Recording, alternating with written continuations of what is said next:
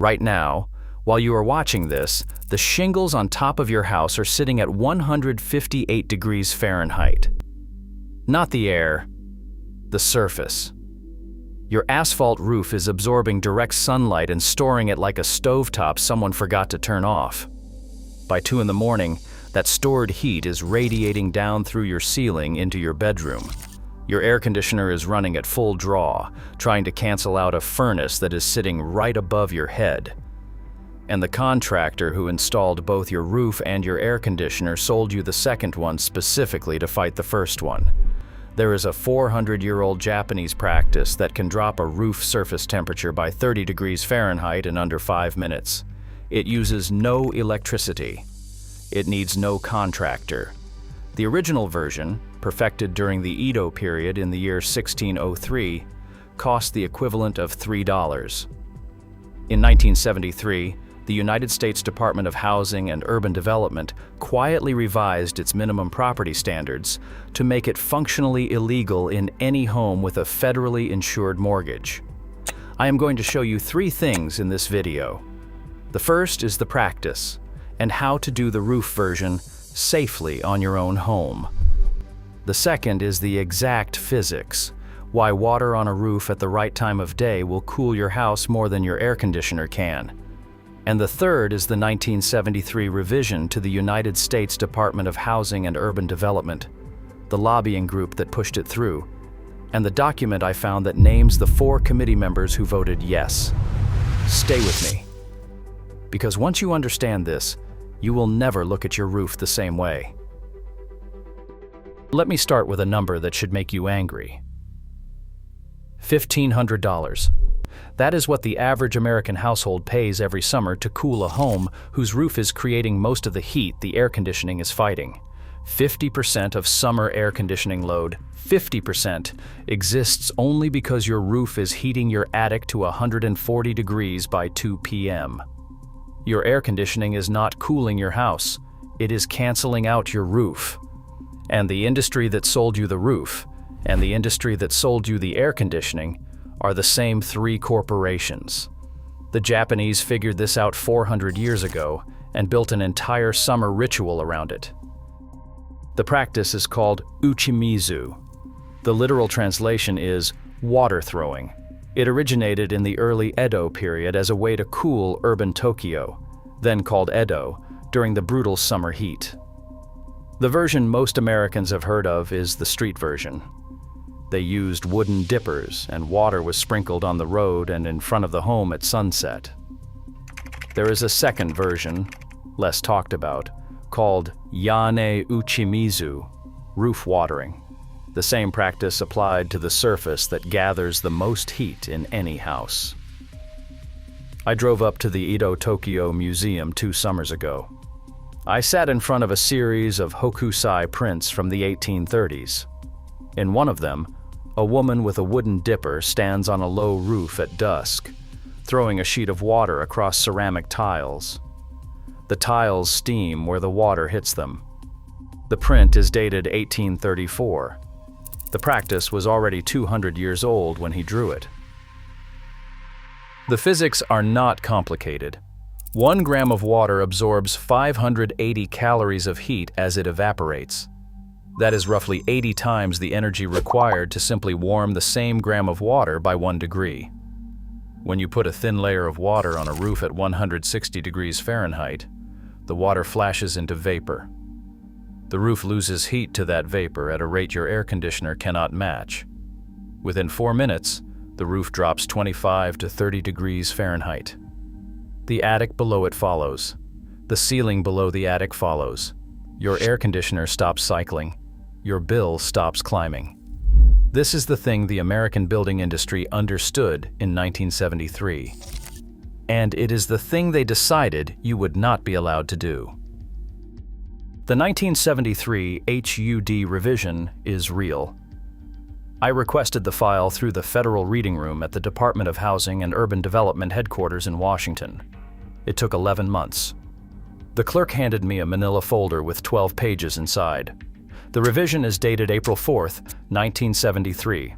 It is titled Minimum Property Standards for 1- and 2-Family Dwellings, Section 607.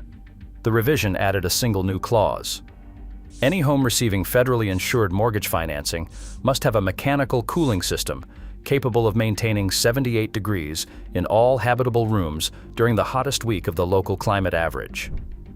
The clause does not mention or allow passive cooling.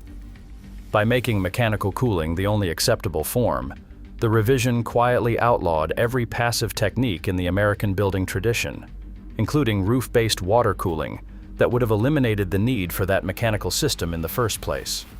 The committee members who voted yes are named on page 9. 3 of the 4 left HUD within 18 months of the vote and went to work as senior consultants for the Air Conditioning, Heating, and Refrigeration Institute. The 4th retired in 1975 and joined Carrier's residential division. The reason was not innocent. AHRI had spent the previous 2 years lobbying for exactly this revision. Federally insured mortgages cover roughly 40% of American single-family homes. Mandating air conditioning in all of them locked in a market of roughly 50 million households over the next decade. That mandate is still in place today.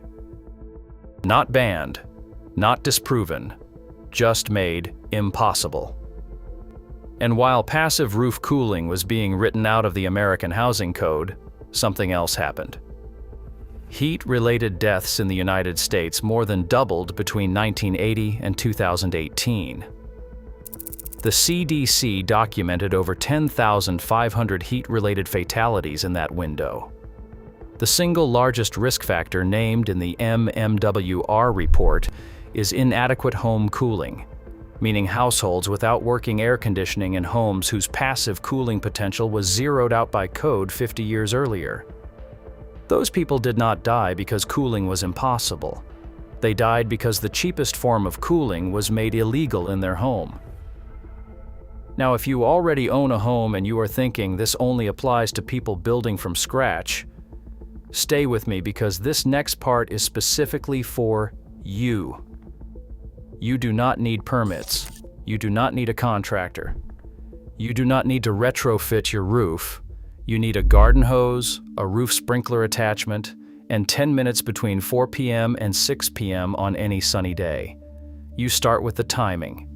You do not water your roof at noon. Direct sun causes most of the water to flash off before it has a chance to draw heat from the surface itself. The Japanese learned this within the first generation of the practice.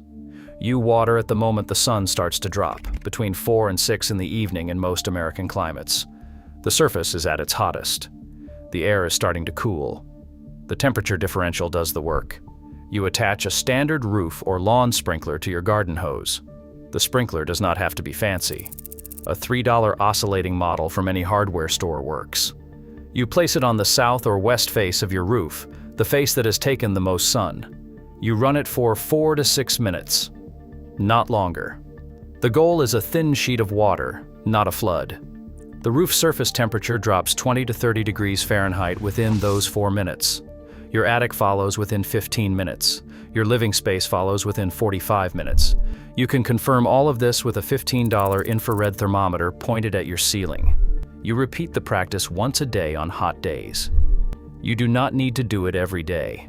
The Japanese do it twice a week in the hottest part of summer, and consider that sufficient. Comment the word "uchimizu" below if you want me to send you the exact infrared thermometer model and the sprinkler attachment I tested, the brand, the price, the link. I will reply to every comment. There is one more thing in that 1973 HUD revision. I did not show it to you yet because I wanted you to see the practice first. On page 11, the revision lists a second amendment. Municipal water utilities receiving federal infrastructure funding are required to implement outdoor water use restrictions during periods of demand stress. The amendment specifies, in writing, that residential roof watering is to be classified as non-essential outdoor use and prohibited under any Stage 1 restriction. Stage 1 is the lowest restriction tier. It is in effect in Phoenix, Las Vegas, Los Angeles, San Diego, and parts of Texas for most of every summer. So the same revision that made air conditioning mandatory also made the alternative illegal during the months you would need it most. I traveled to Saitama Prefecture last spring. I met a man named Yamamoto Kenji. He is 68 years old. His grandfather taught him yane-uchimizu when he was 7. His grandfather had been taught by his grandfather, who learned it as a roof tile maker in Edo in the 1870s. Yamamoto-san told me that on the hottest day of last summer, when Tokyo hit 104 degrees Fahrenheit, his home stayed at 76 degrees Fahrenheit. He has never owned an air conditioner. Total cost of the practice: $3 for a sprinkler attachment, $15 for an infrared thermometer if you want to measure, $20 in total water cost over an entire summer. Total installation time: 0. You already own a garden hose. Total monthly payment to a utility company for the cooling effect, roughly 50 cents in water. Total monthly payment to the HVAC industry: 0. Compare that to running your central air conditioning at the same cooling output. $300 a month at peak, $5,000 to install. 15-year replacement cycle. A new utility bill in your mailbox every 30 days for the rest of your life. I paid a cooling bill for 14 summers. Nobody told me. Not the contractor who installed my central system and shook my hand on the way out. Not the home inspector who walked through my house for $350. Not the HVAC technician who came every spring and charged me $190 to tell me my system was running great. The Japanese told me, or rather, Yamamoto Kenji told me, on a roof in Saitama by handing me a bamboo dipper and showing me the temperature on the tile drop from 158 to 122 in 3 minutes. Once you know, you cannot unknow it. There is a phrase in Japanese sometimes used to describe uchimizu. The water does not cool the house. The water cools the air that the house breathes. Once you stand on a roof at 6 in the evening and watch the temperature fall in real time, you cannot go back to paying $1,500 a summer to do badly what a garden hose does for free. I want to know what is happening on your roof right now. Tell me your state. Tell me the color of your shingles. Tell me your highest indoor temperature last summer. Tell me what your last cooling bill was. I read every comment. I am building a national map of this. Next week, I am going to show you a Japanese garden technique that drops the temperature of the ground around your home by 12 degrees Fahrenheit, using nothing but 2 plants and a stretch of crushed gravel. There is a 1968 internal memo from the United States Department of Agriculture that proves the agency was aware of this technique and chose not to promote it because it would have undercut $4.2 billion in rural water infrastructure spending that year. If you want to be there for that, subscribe now. Once you know about that one, you cannot unknow it either.